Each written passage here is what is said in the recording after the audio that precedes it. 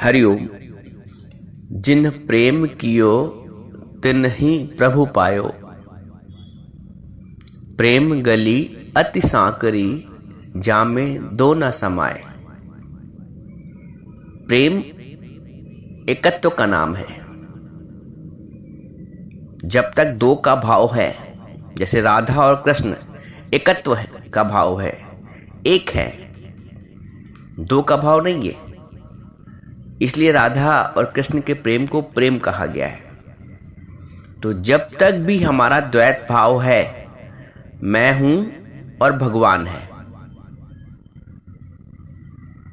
वो क्षणिक भाव हो सकता है, प्रेम नहीं है। क्योंकि प्रेम गली अति साकरी जामे दो ना समाए।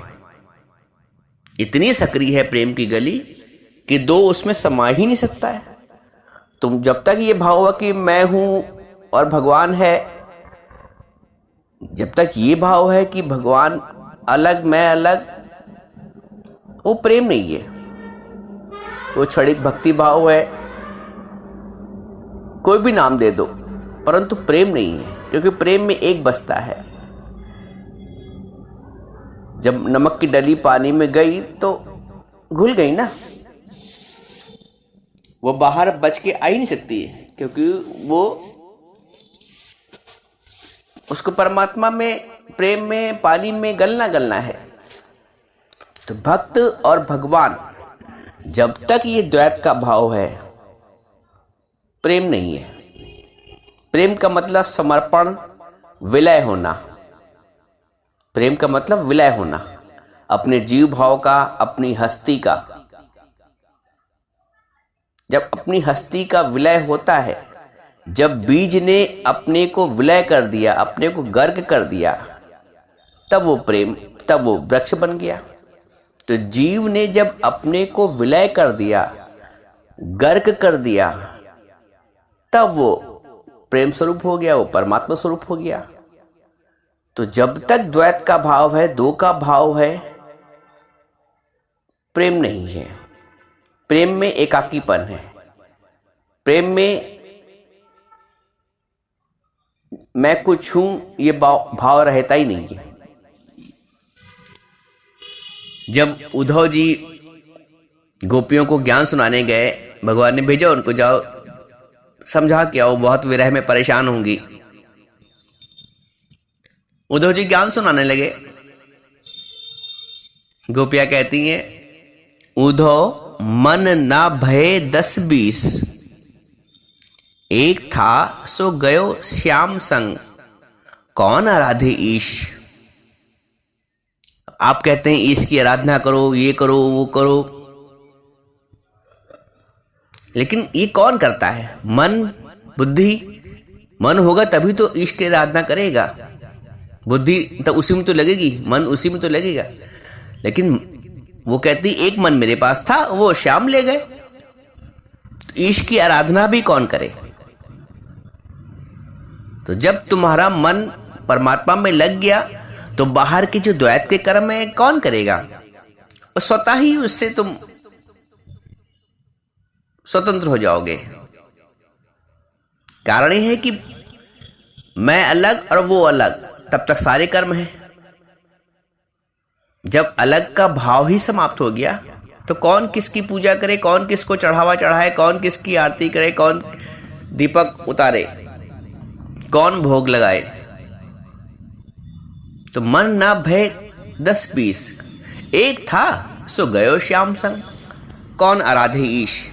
तुम्हारा मन जब तक श्याम के संग, परमात्मा के संग नहीं लगा है, तब तक बाहर के सारी क्रियाएं हैं,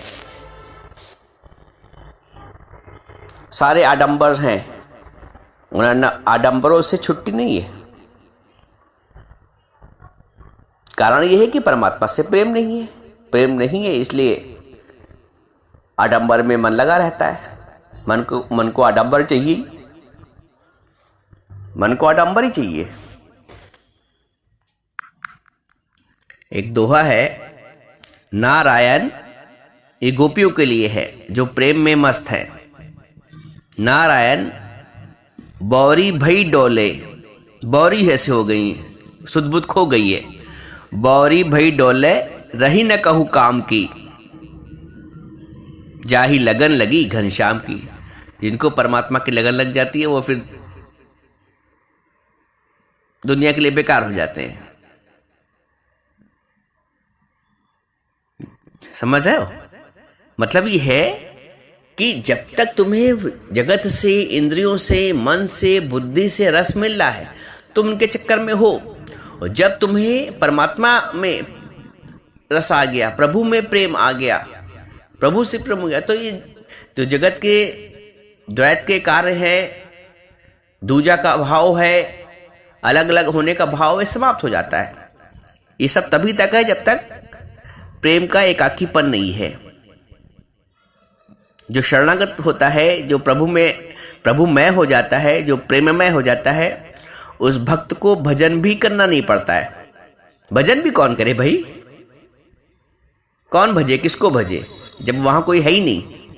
तो जब मैं इतना गर्क हो गया तो भजन भी करे कौन करेगा?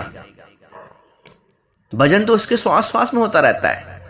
सांस सांस सिमर गोविंद, हर श्वास में हो सिमरन तेरा, यूं ही बीत जाए ये जीवन मेरा।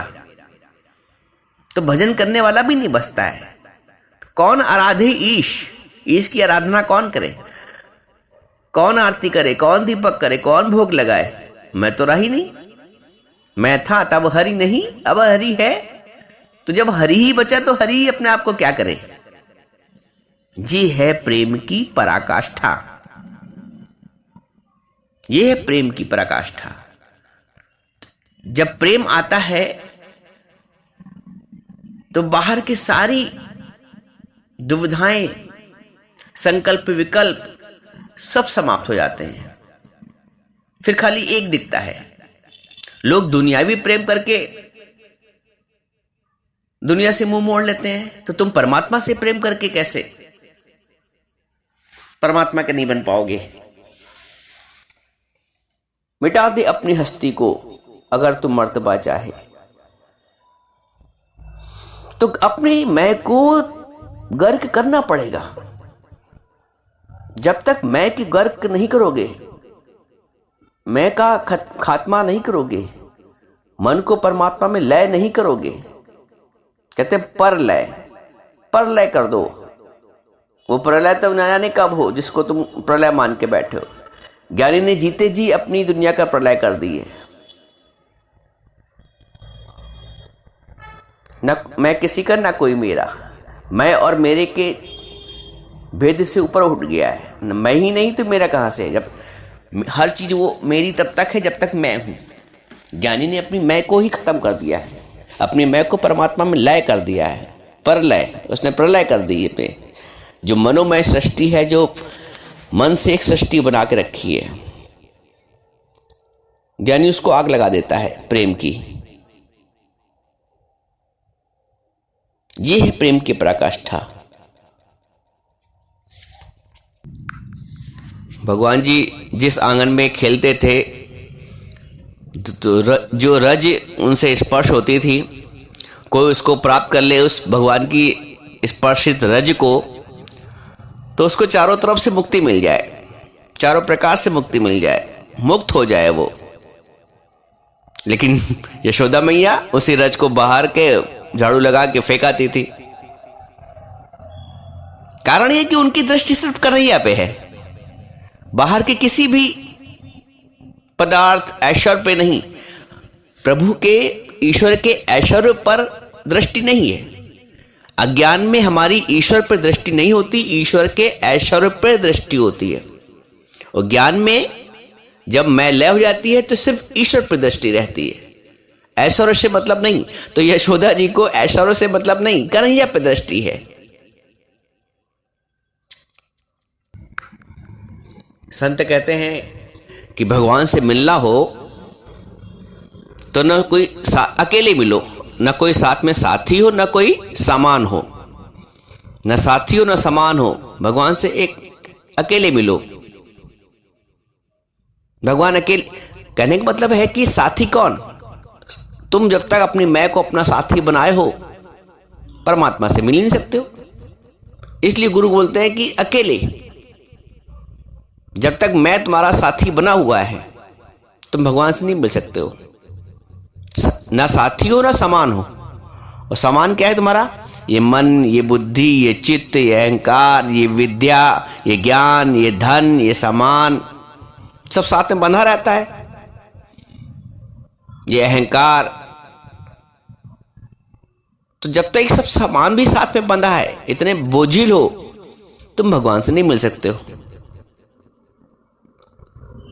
ये सब पर्दे हैं। किसी को ऊपर धन का पर्दा पड़ा है, किसी के ऊपर ज्ञान का पर्दा पड़ा है कि मैं ज्ञानी हूं, बुद्धि का मैं बुद्धिमान हूं। तो ये सब पर्दे हैं। पर्दा बीच में पड़ा है तो परमात्मा का दर्शन कैसे होगा? जब पर्दा हटेगा तो दीदार हो जाएगा, दर्शन हो जाएगा। आवश्यकता है जो पर्दा पड़ा हुआ है, सत्संग में आके मेरा पर्दा आंखों से हटता है और सर्वत्र प्रभु दिखता है।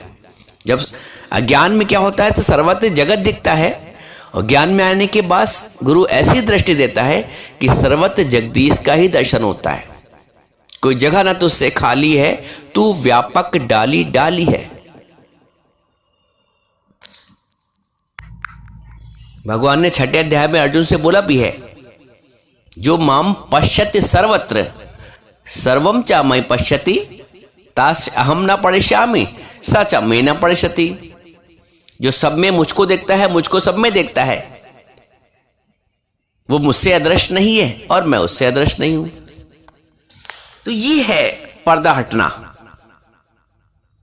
अज्ञान में जगत दिखता है और ज्ञान में जगदीश दिखता है। भगवान बोलते हैं वो मुझसे अदृश्य नहीं, मैं उससे अदृश्य नहीं हूं। यो माम पश्यते सर्वत्र है, जो सर्वत्र मुझको देखता है। तो इसलिए कहते हैं कि जैसे मक्खन में दूध के सिवा कुछ है ही नहीं, बर्फ में जल के सिवा कुछ है ही नहीं, घड़े में मिट्टी के सिवा कुछ है ही नहीं। तो इस जगत में तत्व रूप से जगदीश के सिवा कुछ है ही नहीं। तो जो ज्ञानी की नजर होती है वो तत्व दृष्टि, इसे बोलते हैं तत्व, उसको ज्ञानी को तत्व दृष्टा बोलते हैं। तो जो ज्ञानी की दृष्टि होती है वो तत्व दृष्टि होती है, इसलिए उसको भगवान सर्वत्र दिखाई देते हैं। जिसके हृदय में जगत की तनिक भी चाह नहीं है, उसके हृदय में भगवान स्वाभाविक रूप से निवास करते हैं। कुछ भी चाहने का भाव न होने से भगवान को भक्त प्रिय लगता है।